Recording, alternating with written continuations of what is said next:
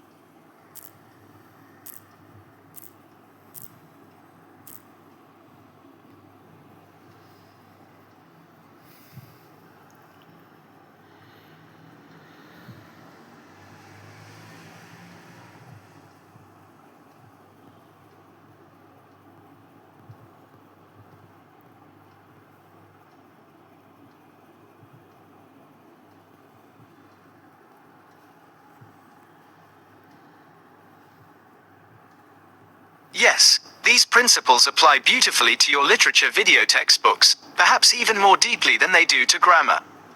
While grammar deals with systematic rules, literature deals with the human condition, subtext, and critical thought, fertile ground for genuine discovery and synthesis. Here is how those two concepts elevate your approach to Shakespeare and school curricula across your channels. 1. Moving beyond the answer key, the Einstein principle. If you know what you are searching for, that is not research. In standard 9th and 10th standard classrooms, students often open a literature textbook with a very narrow search. What is the summary of this chapter? Or, what is the answer to question number 3? They are searching for pre-packaged conclusions to pass an exam. By turning Julius Caesar or a complex poem into an analytical video textbook, you disrupt that passive search. A student tuning in might just want a plot summary, but through your spoken delivery, historical context, and breakdown, they suddenly stumble upon subtext, Brutus's psychological conflict, Antony's rhetorical irony, or the deeper thematic metaphors in their poetry syllabus. You shift the goal from seeking an answer to exploring an idea. They enter your video looking for a definition and leave with a genuine understanding of literary nuance. 2. The creative synthesis of literature, the Emerson principle, to put two known facts to produce a third unknown fact, that is research. When you teach prose, poetry, and drama through video, your pedagogical synthesis looks like this.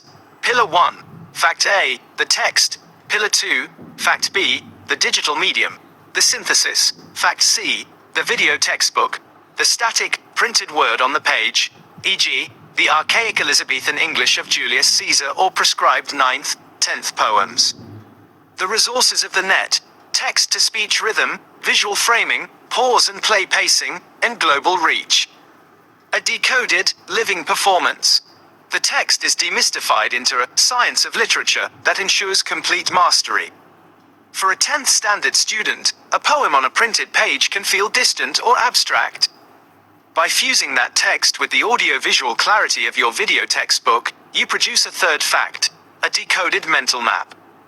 The student doesn't just memorize the lines, they hear the cadence, visualize the structure, and grasp the emotional weight. By bringing this method to Julius Caesar in the high school curricula on Sundaresh SS and Sundaresh Savandi, you are proving that literature is not a passive subject to be memorized. You are treating it as an active field of discovery, transforming students from rote learners into active literary researchers.